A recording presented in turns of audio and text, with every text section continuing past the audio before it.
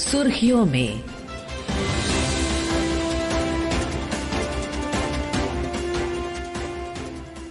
ये आकाशवाणी है। प्रस्तुत है कार्यक्रम सुर्खियों में। इसके अंतर्गत सुनिए एआई एक्शन सम्मेलन के प्रमुख बिंदुओं पर चर्चा। इसमें भाग ले रहे हैं एआई विशेषज्ञ पवन दुग्गल और पत्रकार प्रसून श्रीवास्तव। आज प्रधानमंत्री नरेंद्र मोदी जी ने एआई एक्शन समिट को को चेयर करते हुए बोला कि एआई से सबसे बड़ी जो लोगों के अंदर मन में एक भावना है कि सबसे ज्यादा जॉब लॉस होंगी, लेकिन उन्होंने कहा है कि जॉब लॉस नहीं होती टेक्नोलॉजी की वजह से, जबकि जो काम है उसका नेचर बदल जाता है और नई जॉब क्रिएट होती हैं। Loss of jobs is AI's most feared disruption. But history has shown that work does not disappear due to technology. Its nature changes and new types of jobs are created. We need to invest in skilling and reskilling our people for an AI-driven future. तो एक बात उन्होंने ये कही, दूसरी बात एक उन्होंने बड़ी बात कही कि पूरे विश्व को एक साथ आकर के अपनी जो डिपेंडेंस है एआई के ऊपर उसको साझा करते हुए एक ऐसे एआई मॉडल को डेवलप करना चाहिए जो कि लोगों की भलाई के लिए इस्तेमाल हो सके। और उन्होंने कहा कि हिंदुस्तान ने अपने जो पब्लिक इंफ्रास्ट्रक्चर है, डिजिटल पब्लिक इंफ्रास्ट्रक्चर की बात की, वो बहुत ही सस्ते दाम पे उसको बना रखा है और उस अपनी एक्सपर्टीज लोगों के साथ साझा करने के लिए हिंदुस्तान तैयार है। इस पे चर्चा करने के लिए हमारे साथ हैं law and AI expert mister Pawan Duggal. Duggal sahab, आप ये जो प्रधानमंत्री ने आज बोला है कि एक जॉब लॉस के अराउंड लोगों का फियर है, लेकिन डिसरप्शन हो सकता है, लेकिन टेक्नोलॉजी कोई भी जॉब लॉस नहीं करती है बल्कि नए जॉब क्रिएट कर देती है। आप प्रधानमंत्री जी की इस बात को किस तरह से देखते हैं और क्या आप उसका महत्व समझा पाएंगे कि क्या जॉब लॉस होंगी या नई जॉब बनेंगी हिंदुस्तान में भी?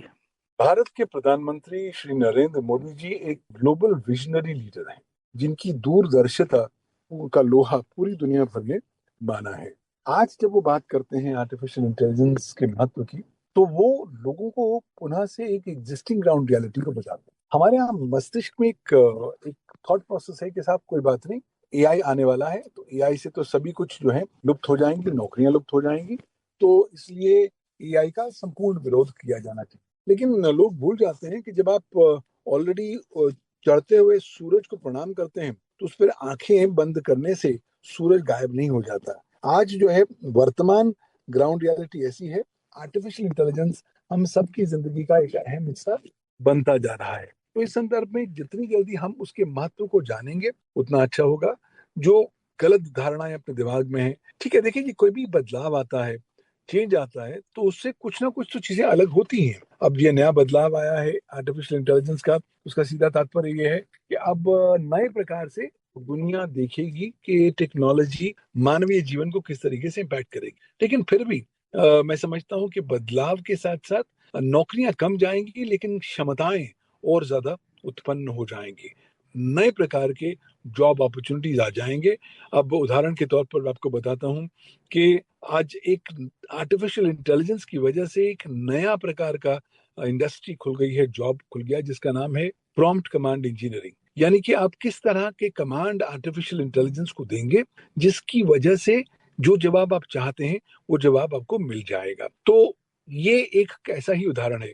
अब जिस तरीके से यूनिवर्सल एप्लीकेबिलिटी हो रही है आर्टिफिशियल इंटेलिजेंस की, ये बात सुनिश्चित तौर पे क्लियर है कि लगभग हर ह्यूमन सेक्टर में आर्टिफिशियल इंटेलिजेंस अपना महत्वपूर्ण योगदान देगा। तो जितनी जल्दी हम उसको अपनी जिंदगी का हिस्सा बनाए अच्छा है। हाँ, लेकिन ये दायित्व इंसानों पर है, समाज पर है, राष्ट्रों पर है और राष्ट्रीय सरकारों पर है कि आर्टिफिशियल इंटेलिजेंस जो है कहीं ना कहीं मानव मात्र को पीछे ना छोड़ जाए। वो क्या रहा है कि आजकल एक नई आर्म्स रेस आ गई है, नए नए प्रकार के आर्टिफिशियल इंटेलिजेंस एल्गोरिदम्स विकसित किए जा रहे हैं और अब तो विकास का स्तर इतना तेज बढ़ गया है कि आप एक दिन सांस लेते हैं, दूसरे दिन पता लगता है कि जी दूसरा मॉडल आ गया है। तो जब इतनी मैसिव डेवलपमेंट्स हो रही हैं तो आपको समझना होगा कि हम जो अपनी कॉम्प्लेसेंसी वाले मोड में चल रहे हैं उससे बाहर आना होगा। अगर हम सोचते हैं कि हाँ अभी तो कई दशक लगेंगे आर्टिफिशियल इंटेलिजेंस को सेंट्रोसी में लाने के लिए, तो हम गलत सोचते हैं। रीजन ये है कि अब आर्टिफिशियल इंटेलिजेंस तो छोड़ दीजिए, सुपर इंटेलिजेंस की बातें करनी शुरू हो रही हैं। उदाहरण के तौर पर आज अगर आप नॉर्मल व्यक्ति, सामान्य व्यक्ति चैट जीपीटी इस्तेमाल करता है तो वो पाता है कि चैट जीपीटी सामान्य व्यक्ति की तुलना में ज्यादा बुद्धिमान नजर आता है। क्यों? क्योंकि उसके पास ज्यादा पावर कंप्यूट है, उसके पास ज्यादा विभिन्न प्रकार के जो नॉलेज सोर्सेज हैं उसके डेटा मौजूद है। लेकिन अब सुपर इंटेलिजेंस आने वाली है। ये वो सुपर इंटेलिजेंस है जो कहीं ना कहीं जब आएगी तो वो पूरे मानव मात्र को बिल्कुल स्तब्ध कर देगी। क्यों? क्योंकि जो सुपर इंटेलिजेंस होगी वो पूरे मानव मात्र की क्यूमुलेटिव इंटेलिजेंस से ज्यादा परे होगी, ज्यादा तेज होगी। तो आज कहीं ना कहीं आर्टिफिशियल इंटेलिजेंस एक विभिन्न प्रकार की बुनियादी चुनौती हम सबके समक्ष खड़ा कर रहा है। उस चुनौती को डील करने की आवश्यकता है। यही कारणवश है कि आज न केवल प्रधानमंत्री नरेंद्र मोदी जी ने मुबारक दी है इस समिट की सफलता को लेकर, बल्कि साथ ही साथ ये AI foundation for sustainable AI के बारे में जो स्थापना की गई है उसका स्वागत किया गया है। क्योंकि अब जो थीम भारतवर्ष ले रहा है कि आर्टिफिशियल इंटेलिजेंस को सस्टेनेबल ग्रोथ के साथ जोड़ना पड़ेगा ताकि आम व्यक्ति के जीवन में ठोस प्रकार के विभिन्न नए बदलाव नजर आ सके। मुझे लगता है ऑलरेडी पिछले साल बिल्कुल नए बदलाव की बात अभी हम लोग उस पर धीरे धीरे चर्चा में आगे बढ़ते जाएंगे, लेकिन उसके पहले हम ये जानना चाहेंगे, जैसे जॉब की बात कही थी, एक बार हम फिर से जाएंगे। उन्होंने कहा कि हमको जरूरत है कि हम री स्किलिंग पे इन्वेस्ट करें। तो अगर री स्किलिंग की बात करें, बहुत सारे लोग हैं, मुझे ये चीज आप समझाने की कोशिश करिए कि अभी जैसे हमको टाइपिस्ट की जरूरत पड़ती थी कि एप्लीकेशन लिखने के लिए, लेकिन दस्तावेज लेखक होते हैं कई जगह कचहरियों में जो दस्तावेज लिखते हैं। लेकिन अगर हम देखें एआई की मदद से ही हम बोलते हैं कि एक हमारे मोबाइल लापता होने की एप्लीकेशन लिखो, तो वो फटाफट लिख देता है कि किसको, अगर आपको थाने पे जमा करना है तो एक एप्लीकेशन लिख दे रहा है, कोई आप किसी भी तरह का एप्लीकेशन लिखना है तो कई सारा काम वो खुद ही कर देता है, और आपको प्रिंट का कमांड देना है, प्रिंट भी निकल आता है। अब ऐसे लोग जो विस्थापित होंगे एआई से, उनकी रीस्किलिंग कैसे हो सकती है? उनकी इसके लिए जरूरी है कि एक तो पॉलिटिकल विल रहे, दूसरा सरकार विभिन्न प्रकार से कैपेसिटी बिल्डिंग प्रोग्राम्स लेकर आए। क्योंकि देखिए आज वही दौर आ गया है जो दौर था वर्ल्ड वाइड वेब की शुरुआत में। जब इंटरनेट शुरू हुआ था तब लोगों को ज्यादा जानकारी नहीं हुआ करती थी कि इंटरनेट को आप किस तरीके से इस्तेमाल करेंगे। आज जब आर्टिफिशियल इंटेलिजेंस के इतने जबरदस्त टूल्स आ गए हैं तो हर सेक्टर में रीस्किलिंग की आवश्यकता है। जो नॉर्मल डिजिटल यूजर्स हैं उन्हें बताने की आवश्यकता है कि साहब आज ये जो नया प्रकार का एआई आया है ये आपको किस तरीके से आपके प्रोफेशन में सहायता प्रदान कर सकता है। तो कैपेसिटी बिल्डिंग करने की आवश्यकता होगी, नए प्रोग्राम्स रन करने की जरूरत होगी, जागरूकता अभियान दिलाना पड़ेगा, और लोगों को कहीं ना कहीं आगाह भी करना पड़ेगा कि आप अंधाधुंध होके आर्टिफिशियल इंटेलिजेंस पर पूरी तरीके से विश्वास ना करें। क्योंकि आर्टिफिशियल इंटेलिजेंस के जहां एक और बहुत से सकारात्मक पहलू हैं, वहां दूसरी ओर उसके नकारात्मक पहलू भी हैं। क्योंकि आर्टिफिशियल इंटेलिजेंस आज झूठ भी बोलता है, और जब वो इतने हक से और इतने कॉन्फिडेंस के साथ झूठ बोलता है तो कहीं ना कहीं लोग जो हैं वो स्वयं भी कहीं ना कहीं आश्चर्यचकित हो जाते हैं। तो लोगों को पॉजिटिव नेगेटिव्स के बारे में बताना होगा, इनके नए एम्प्लॉयमेंट अपॉर्चुनिटीज और पोटेंशियल के बारे में भी अवगत कराना पड़ेगा। पवन जी, आप बात कर रहे थे कि एक सस्टेनेबल एआई की भी बातें होंगी, तो अगर देखा जाए तो एआई एक्शन समिट का डिक्लेरेशन भी आ चुका है, जिसके हिसाब से एआई फाउंडेशन और council for sustainable AI setup की जाएंगी। तो आप ये जो डिक्लेरेशन है इसका क्या असर देख सकते हैं हिंदुस्तान में या फिर पूरे एआई कम्युनिटी के ऊपर?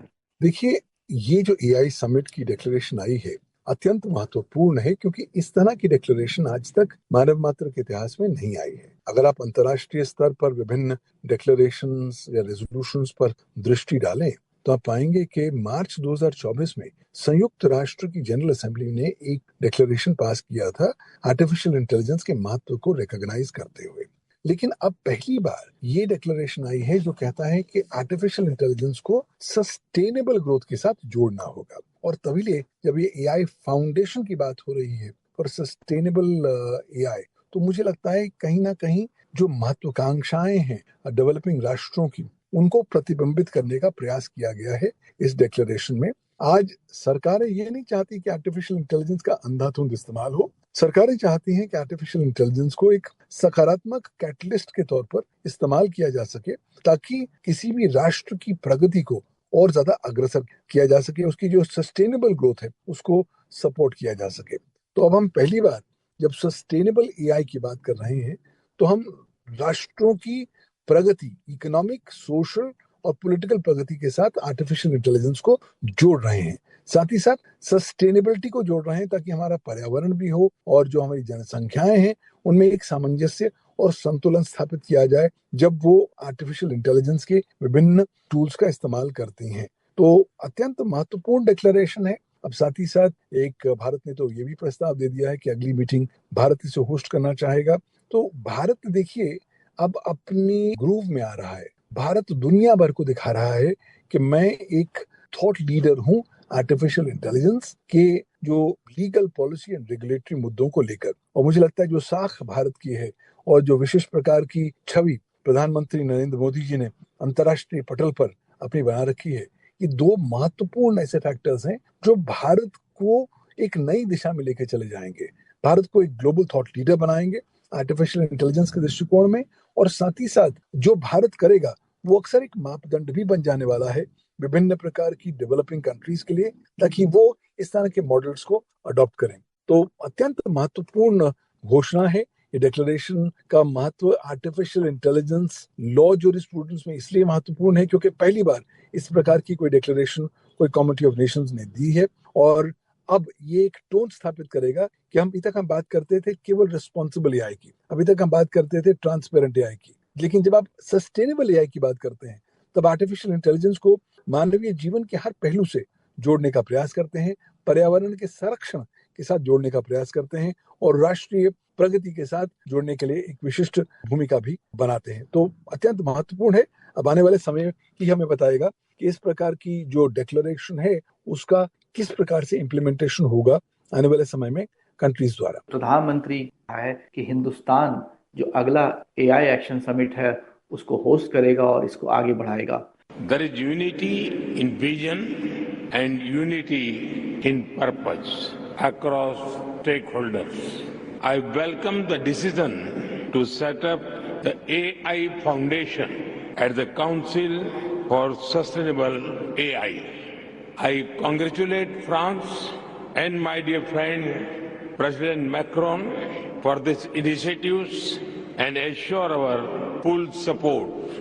We must also make the global partnership for AI truly global in nature. It should be more inclusive of the global South and its priorities, concerns and needs. To build on the momentum of this Action Summit, India would be happy to host the next summit.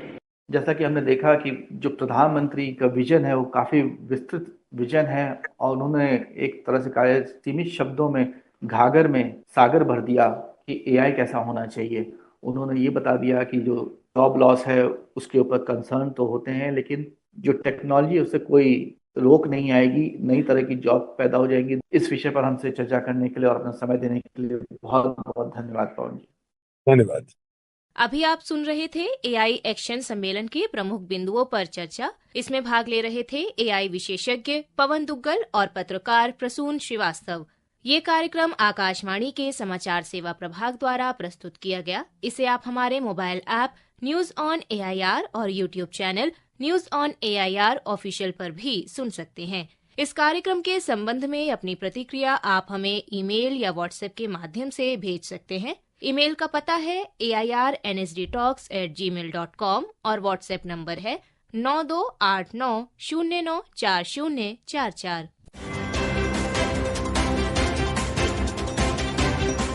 सुर्खियों में